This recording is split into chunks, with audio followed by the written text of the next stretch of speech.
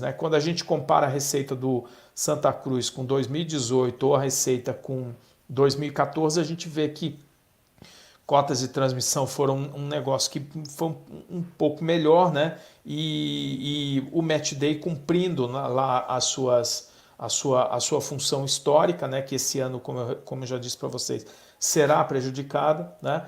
E aqui, quando você vê a receita vinda diretamente do torcedor, nessa parte azul, nós estamos falando de em torno de 40% da receita do Santa Cruz vindo direto do torcedor.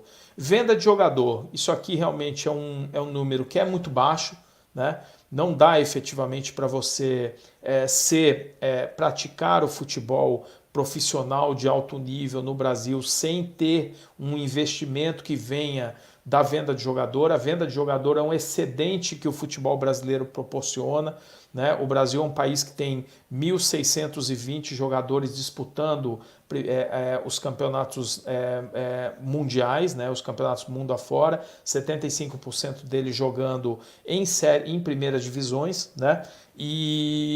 Portanto, nós temos um selo, nós temos uma capacidade de ofertar ao mercado jogadores de bom nível como nenhum outro país tem, né? O segundo colocado é a França, que tem em torno de 1.000 jogadores, e a Argentina tem em torno de 700. Então, o Santa Cruz precisa investir na questão da base, né? Depois nós vamos trazer novamente aqui no futuro o Tininho para falar sobre isso, né? Quer dizer, qual é o trabalho que tem sido feito aqui com a questão da base, porque é daqui que pode sair a maior parte dos recursos. Vindo aqui com receitas de marketing comercial, né, em torno de 4 milhões de reais, um número histórico. Match Day 7,4 milhões, no passado já foi um pouco melhor. Eu tenho dúvidas, confesso a vocês, sobre os números do passado mais passado do Santa Cruz, tá?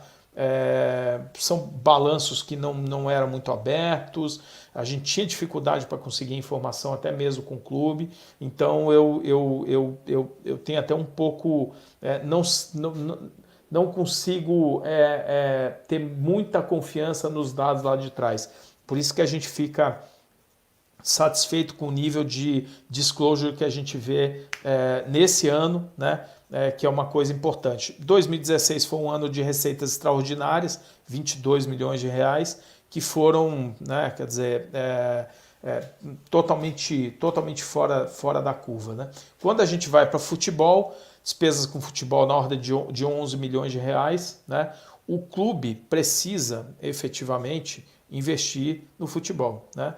Não tem uma margem para investimento no futebol, por quê?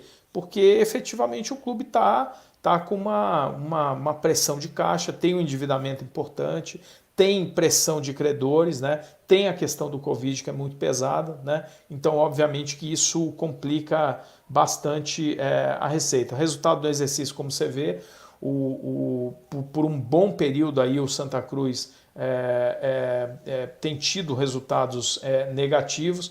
Esse resultado é o melhor resultado dos últimos 5 anos, né, um déficit de 2,6 milhões, poderia até ter sido equilibrado, não fossem questões de depreciação e tudo mais. Eu entendo o seguinte, depois de anos e anos e anos de problemas, de balanço, não tem balanço, não sei o que, as finanças tratar de um jeito, o clube parece que ele tá começando a encontrar aí o seu rumo, né?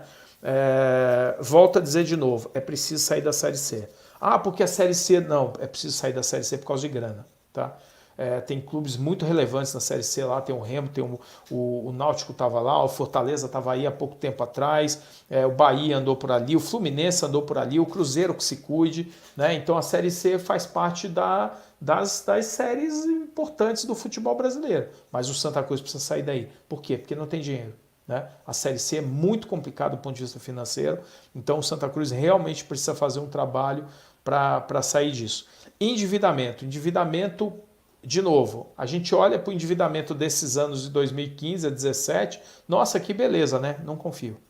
Não confio. Esses números aqui, eles precisam ser revistos. Nós vamos falar com o Santa Cruz, ver se houve reclassificações mais antigas, porque a reclassificação que foi feita agora mostra o endividamento líquido do Santa Cruz de 169 milhões de reais.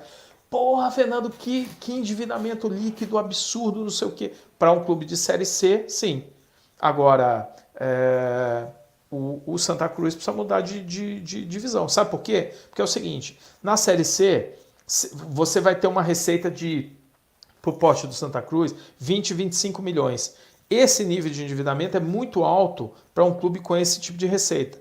Mas se você vai para a Série B, o teu nível de receita já muda, ele já vai para 40 milhões, 50 milhões, aí a relação, que é 7, ela já muda para 3. E se você está na Série A, esse nível de endividamento é equacionável. Eu vou comparar, esse nível de endividamento é menor do que o do Sport em Recife, é muito menor do que o do Curitiba, por exemplo, é menor do que o do Bahia, né? Então, é um endividamento pesado porque o Santa Cruz está na Série C. O Santa Cruz precisa ir para uma série onde isso não pegue tanto. Necessidade de capital de giro, como eu falei para vocês, 29 milhões de reais, equivalente a 1,3 vezes a receita total. É uma necessidade de capital de giro alta se você olha para a Série C, se você olha para as outras séries, não. Então, como o Santa Cruz é um clube que tem uma grife importante, tem uma marca importante, ele tem um potencial, por isso que eu digo que a receita é reversível. Se fosse alguma coisa assim, Fernando, sei lá, o Jacuipense tem 169 milhões de endividamento, 29 milhões de necessidade de capital de giro. Eu ficaria muitíssimo mais preocupado. Nenhum demérito ao Jacuipense, nenhum. Mas, como marca, ele tem mais dificuldade para conseguir gerar receitas que equacione a sua dívida. Tem mais dificuldade para conseguir um patrocínio, para encher um estádio, para conseguir associados, para conseguir vender um produto de pay-per-view, tem mais dificuldade, isso é um fato, né? Então, o Santa Cruz ele pode realmente conseguir reverter isso, né? A dívida de curto prazo representa 17% do endividamento total, né? Não das receitas totais, do endividamento total. O patrimônio líquido, de novo, houve uma reclassificação, o patrimônio líquido foi para 82 milhões de reais, reclassificado em 18, 79 milhões em 19. Esses 3 milhões de redução, obviamente que é o resultado do ano. Eu vou voltar aqui na nossa conversa pelo seguinte, deixa eu voltar aqui, Fernandão, vamos aqui, tela cheia. Beleza? O pessoal está aqui, eu vou falar um pouco de algumas questões com vocês, só que antes, em paralelo, eu quero pegar aqui uma informação que é o próprio balanço do clube. Pessoal, enquanto isso, eu vou pedindo para vocês que mandem as suas dúvidas, tá? Nós temos mais uns minutinhos aí para falar sobre isso, tá? E mandem as suas informações aí que a gente vai responder aqui essas questões. Eu só queria abrir uma informação. Olha, eu estou recebendo aqui, o pessoal aqui, o Ítalo me mandou várias informações aqui. Isso é muito, muito interessante, gente. O clube, nós que falamos aqui sempre com os clubes, a gente vê a diferença quando o clube se preocupa em apresentar dados para que a gente possa mostrar aqui para vocês. Tem clube, rapaz, que a gente manda comunicado para os caras, pede informação, os caras não abrem. Porque às vezes o cara sabe que tem alguma confusão, vai falar com um especialista, aí eles se preocupam, né? Já fala, puta, o cara vai me fazer uma pergunta, a coisa está meio complicada, né? Então isso conta muito. Eu quero ir aqui numa questão que são o item 15 das notas explicativas, tá? O endividamento líquido do Santa Cruz, da ordem de 170 milhões de reais, né? Tem um número que eu quero falar com vocês, que são provisões para contingências, tá? Mais da metade, tá? Mais da metade do endividamento líquido do Santa Cruz, em torno de 117 milhões de reais. Deixa eu voltar aqui no número total, tá? O endividamento líquido do Santa Cruz seu número importantíssimo, 169 milhões de reais, tá? Desse total, 117 milhões de reais são provisões para contingências, tá? Provisões são ações que vocês têm, que o clube tem, né? E que ele está discutindo na justiça. Então, o Santa Cruz está, de uma certa maneira, se preparando, reconhecendo que 117 milhões pode ser, ele considera que ele pode ter de perdas por passivos e discussões judiciais que ele tem. 17 milhões são de natureza civil e 100 milhões são de natureza trabalhista. Então, dos 170 milhões, 117 milhões está em discussão judicial. Tá? 52 milhões de reais é o endividamento líquido do Santa Cruz, tirando as provisões. Tá? Com as provisões, que podem ou não se concretizar, ele é 169 milhões. Tá? Eu não sei qual confesso que preciso conversar lá com eles para entender um pouco mais a natureza dessas provisões, para entender o seguinte: quanto desses 117 milhões de fato vocês devem perder na justiça? Porque pode ser que você perca metade, pode ser que você perca 80%. Né? Então, essas contas elas precisam ser bem entendidas para que a gente possa ter uma fotografia melhor do que está acontecendo com o clube. Né? O Leonardo está perguntando aqui, e de novo, agora pessoal, eu tenho mais aí uns 10 minutos antes que o pessoal invada aqui a nossa live com uma outra live com o pessoal do futebol. Eu queria pedir que vocês, quem estiver aqui assistindo o canal, que não for inscrito, se inscreva no nosso canal, tá? Para poder ter as informações que... acessem aí, apertem o sininho, porque o sininho eles notificam tudo que a gente faz. A gente tem live aqui 2 ou 3 por dia no canal da Pluri e assim você fica sabendo. Né? O Cristiano está perguntando: salve amigos, quem é o clube mais bem estruturado do Nordeste? Eu diria que é o Bahia pelo tamanho, mas o Fortaleza e o Ceará estão praticamente iguais. Fortaleza e Ceará tem uma vantagem, que tem uma situação financeira muito confortável. São clubes muito bem estruturados do ponto de vista financeiramente. O Nordeste está em outro patamar e a Copa do Nordeste, o que vocês realizaram, mudou completamente o panorama, o mapa que a gente tinha. Né? Fernando, no curto prazo você acredita em uma SA em algum clube do Norte e Nordeste? Acredito que no curto prazo, não sei, porque tem a questão do acordo de clube-empresa, né? Quer dizer, o projeto que está no Senado, deve haver uma fusão dos dois projetos, vai depender do tipo de projeto que sair de lá. Se for um projeto que equacione a transferência de ativos e passivos juridicamente e a questão tributária, eu acho que haverão parceiros aqui aí no Nordeste sim, tá? O ProSanta fez análise de alguns desses dados, receita de bilheteria, por exemplo, colocada em 5,8, enquanto as verbas declaradas no jogo só chega a pouco mais de 2,5 milhões de reais. O ProSanta é um grupo, né? Um grupo de acho, torcedores, né? Alguma coisa assim, né? Enoque. No atual estatuto, permite que o presidente da gestão anterior seja presidente do conselho na gestão subsequente e aprove suas próprias contas, uma das aberrações que demandam a urgência no referido estatuto. Fizemos aqui uma live com o pessoal, né, quer dizer, que está propondo, né, a reforma do estatuto, o Johnny, né, e tudo mais, estiveram aqui, o Flávio está fazendo até referência.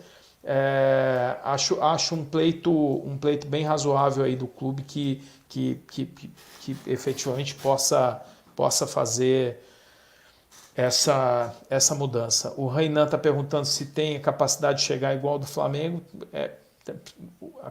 A fortaleza do Flamengo é a torcida do Santa Cruz é um espetáculo. A torcida do Flamengo tem um tamanho um pouco diferente, isso aumenta bastante. Mas eu acho que essa não é a questão principal, Renan. A questão é o clube sair desta situação de Série C para a Série B, fortalecer-se e voltar para a Série A. Na Série A a conversa é outra. A marca do Santa Cruz é muito boa. Né? A nível de endividamento frente aos demais clubes da Série C é bem alto. Tá? É bem alto o endividamento do Santa Cruz em relação à Série C, mas, em geral, como eu disse, 117 dos 169 milhões de reais de endividamento do Santa Cruz são provisões. Tem que ver a natureza dessas provisões e a possibilidade dela não é uma dívida líquida e certa, tá? E a possibilidade de também saber o quão conservador o clube foi no sentido de conseguir de provisionar essas perdas, né? O Rodrigo aqui está perguntando que justifica o abismo de arrecadação entre os clubes brasileiros, 22% para o Santa Cruz, 10% do Bahia, que é a 14ª maior arrecadação do Brasil. Sim, é a Série A, né? A Série A. A Série A te dá muito mais cota de transmissão, cota de participação, direito de transmissão, valoriza o teu jogador, você vende muito mais, o Bahia vendeu 45 milhões em jogador no ano passado. Só de jogador o Bahia teve 2 vezes a receita do Santa Cruz, só de venda de jogador, né? Então realmente a mudança é muito... O pessoal pedindo aqui, de novo, o comentário sobre a necessidade de reforma do Estatuto, o Eugênio está falando, um abraço para você, Eugênio. Obrigado pelo comentário. Razão da derrocada econômica do futebol pernambucano frente aos clubes cearenses. Pois é, isso é cíclico, né? Cíclico, bastante cíclico. E os clubes cearenses eles preservaram as suas finanças. Os clubes de Pernambuco, os 3 estão com problemas financeiros muito graves. O endividamento do Náutico é elevadíssimo. O endividamento do Sport é elevadíssimo. O Sport está na Série A, tem receitas maiores, isso faz uma diferença enorme, né? E o endividamento do Santa Cruz também é elevadíssimo, mas o Santa Cruz tem essa questão das provisões. Ele não é uma despesa, um endividamento, por exemplo, tributário que é líquido e certo? Trabalhista em si. Ele é uma provisão. Precisamos saber o quanto que isso efetivamente se transforma em fato, né? Inconsistências verificadas quando comparado aos anos anteriores, de verdade, Enoque, é verdade. Até mostrei ali o dado, a informação ali para vocês, os gráficos, eu tenho uma série de dúvidas em relação aos números lá de trás, mas eles reclassificaram 18 e 19, tá? Então nós precisamos primeiro ter uma noção de que essa fotografia que a gente vê aqui é uma fotografia crível, né? A torcida é bem maior que a do Ceará e Fortaleza. Ceará e Fortaleza também tem 2 grandes torcidas, a torcida do Santa. O Santa tem um estádio maravilhoso, uma torcida enorme, uma torcida com uma identidade absurda, gente, isso é importantíssimo, entendeu? Uma torcida com uma identidade absurda, né? Porque isso aqui permite engajamento e geração de receita, né? E a Lei Pelé permite que clubes mais ricos assinem com jogadores que despontam nos clubes nordestinos. Recentemente isso aconteceu com o Grêmio, Cebolinha e Diego. Essa lei dificulta a retomada. Fiquei um pouco em dúvida, Rodrigo, da tua pergunta, mas o ponto central é o seguinte, os clubes do Nordeste têm que cada vez mais tentar, porque o mundo do futebol, gente, tem aqui, quando você descobre um talentão, você tem que imaginar o seguinte, aonde eu vejo esse jogador no estágio máximo da carreira dele? Eu vejo ele num clube de ponta da Europa. Você tem que tentar entregar o mais perto possível desse clube de ponta na Europa. Porque aí você vai estar capturando a maior parte do valor. Qual é o problema? O problema é o seguinte, o Santa Cruz, o Fortaleza, o Bahia descobrem um jogador que é um espetáculo. Aí eles vendem para o Corinthians, que vende para o Porto, que vende para o Manchester City. Você entendeu? É muita gente no caminho. Você vai ficar com pouca coisa do resultado final. Então,